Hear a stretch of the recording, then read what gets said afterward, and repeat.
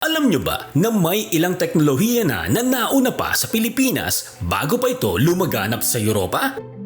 Tingnan natin ang halimbawa ng irrigation at rice terraces sa Cordillera.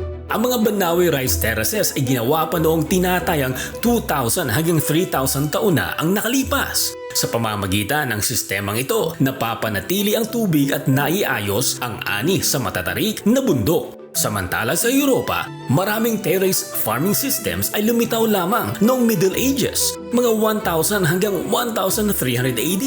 Ibig sabihin, nauna pa ang Pilipinas sa paggamit ng advanced farming techniques. Isa pang halimbawa ay ang sinaunang barkong Pilipino o balangay. Ginawa ito gamit ang plank and dowel construction na watertight at matibay sa karagatan. Ayon sa historical records, ginagamit na ito ng mga Pilipino sa paglalakbay at kalakalan sa Asya bago pa umusbong ang ilang katulad na disenyo sa Europa.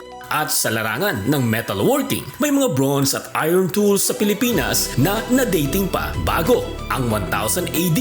Samantala sa ibang bahagi ng Europa, ang mga tool na ganito ang design ay lumitaw lamang sa mas huling panahon.